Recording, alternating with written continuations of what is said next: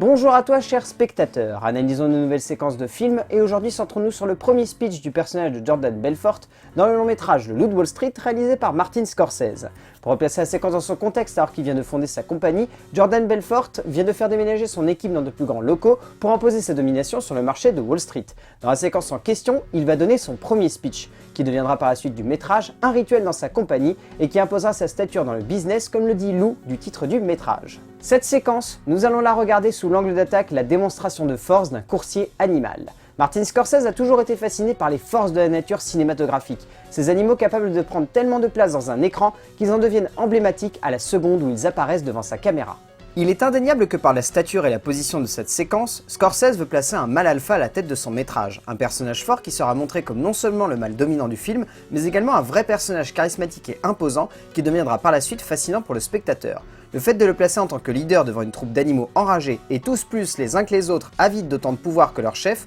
permet à Scorsese de non seulement resituer une époque, mais bien montrer que ce personnage était avant tout l'emblème d'une condition sociétale et politique où on se moquait bien des répercussions des actions que l'on pouvait avoir. C'est en cela que la séquence marque, non pas uniquement par la posture du personnage, mais également par le contexte que celle-ci prend, de par le placement de la situation et son développement au fil de son avancée. Non seulement le personnage est un mâle alpha, mais ici il veut avant tout montrer que les autres peuvent goûter au pouvoir du mâle alpha et pas uniquement rester devant le rocher à regarder le chef dominer la savane. Ce qui est génial, c'est que l'on pourrait presque se dire que ces hyènes ne cherchant qu'à mettre quelque chose dans leur croc, restent tout de même attachés à ce loup car il leur promet la gloire qu'il touche lui du bout du doigt. Et cette gloire se matérialise au fil de la séquence par l'attrait de l'argent qu'il évoque dès le début et par la facilité de gagner celui-ci, notamment en se scalpant le crâne devant une foule de cocaïnés et de drogués fous furieux, avides de fric et de luxure. C'est en cela que la construction de la séquence devient géniale. Elle ne se limite pas qu'à la place du personnage central, mais également à la condition qu'il veut imposer de mâle dominant à la tête d'une troupe désireuse d'être avec ce mâle et de devenir comme lui.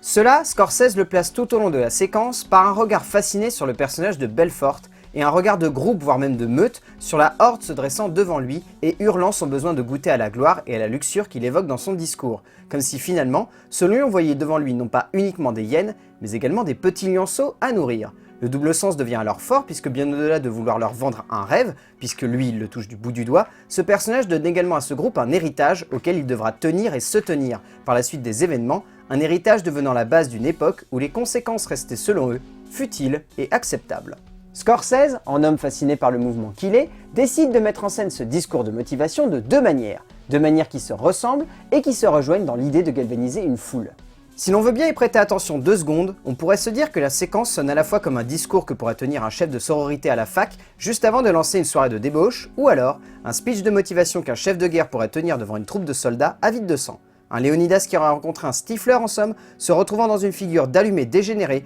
cherchant uniquement à faire ressortir la bête en chacun de ses hommes et de ses femmes, comme une essence humaine qui leur permettrait non seulement de devenir des légendes de la bourse, mais également de se dépasser et d'aspirer au rêve américain pur et dur. Gourou allumé et déjanté, ce personnage ne semble plus alors simplement réussir à galvaniser la foule, mais littéralement l'ensorceler et l'hypnotiser pour qu'elle devienne, à son image, enragée et avide de pouvoir. Cet homme ne fait plus alors simplement en sorte qu'il rêve plus grand et plus beau que d'ordinaire, et veut leur faire croire que par le biais de cette démonstration de force, ils le sont déjà et qu'il faut simplement qu'ils le hurlent à la face du monde pour le démontrer et l'imposer auprès de chacun en devenant ainsi plus puissant que jamais. Une manipulation violente et pourtant simple qui permet à ce personnage d'apposer sa marque sur ses hommes et de ne plus simplement dire ce sont mes employés, mais littéralement les transformer en disciples cherchant une seule chose, égaler sa puissance et le suivre jusqu'à la mort,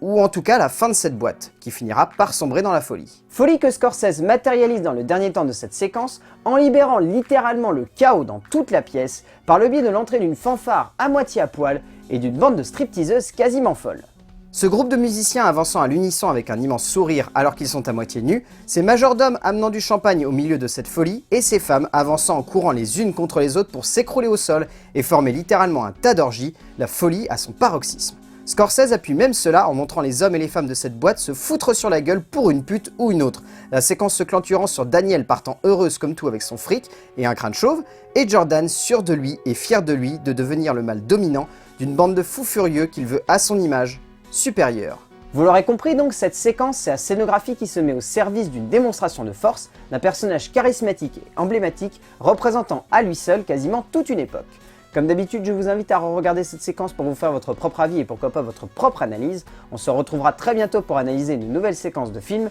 et d'ici là, Regardez un petit peu plus loin que ce qu'on essaye simplement de vous montrer au cinéma.